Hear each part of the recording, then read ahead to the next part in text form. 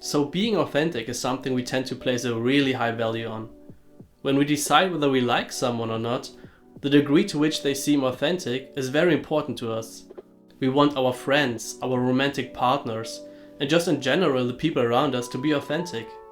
Because we know that if they are truly authentic, how they behave, how they act, what they say, aligns with their actual beliefs. So we know that we can trust them. We know who we are dealing with.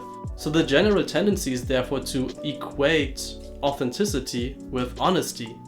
So when we are trying to decide how we want to be in life, being authentic at first glance seems like a great idea. And in general, I don't have a big disagreement with that. But what can happen very easily is that we turn being authentic into an obsessive act of self-expression. We can twist the idea of being authentic into always wanting to show the world and the people around us what our true beliefs, thoughts and feelings are.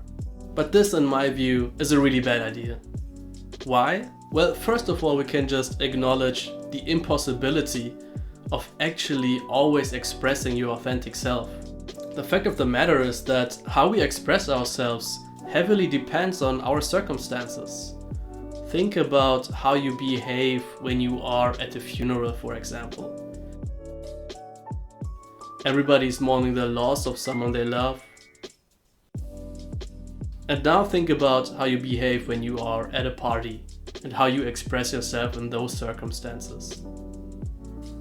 And now think about how ridiculous the idea is that you can somehow maintain an authentic self-expression in any consistent way across all the situations we find ourselves in.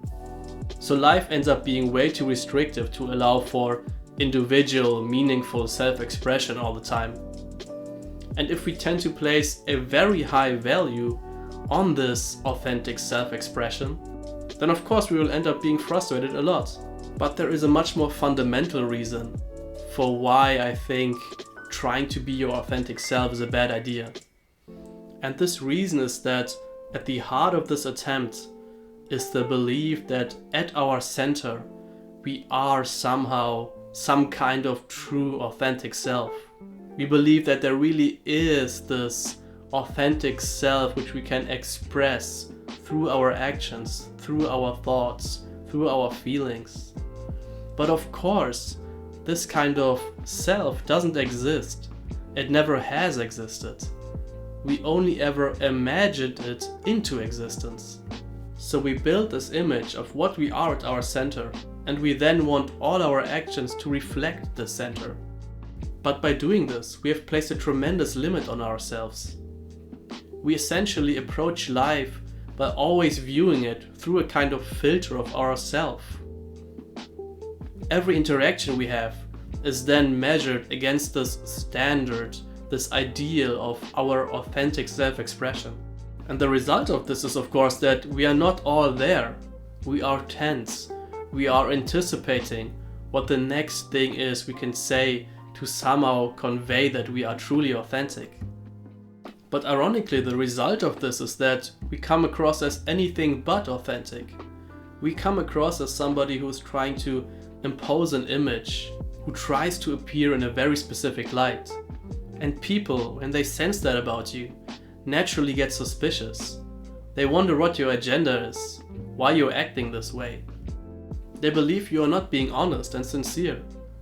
And so the honesty, which is what we value about authenticity, is lost. So what is the alternative?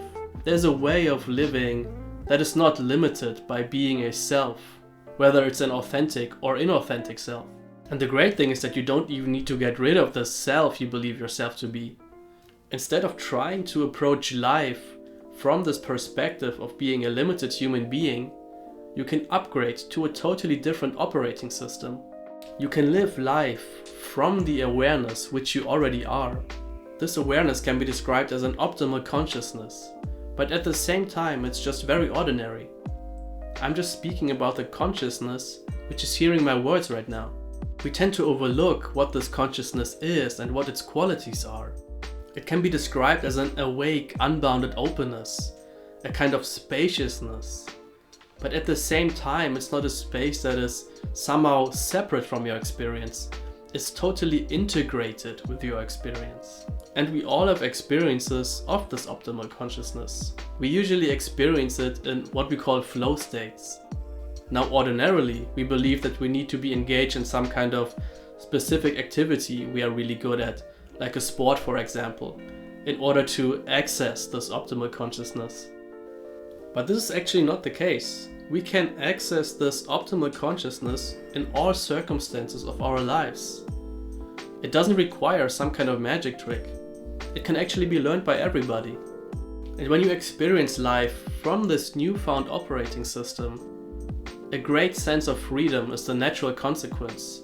Interacting with people now has a very different feel to it. There isn't this sense anymore of trying to impose your authentic self on the situation, but you can instead operate dynamically and interact with people in a way that is just totally adjustable to the specific circumstances. A natural kind of wisdom can arise, and you will find that this is much preferable. There's now the possibility of interacting with the people around you in a way that is not just informed by your ego-driven needs. And this ends up being much more fulfilling.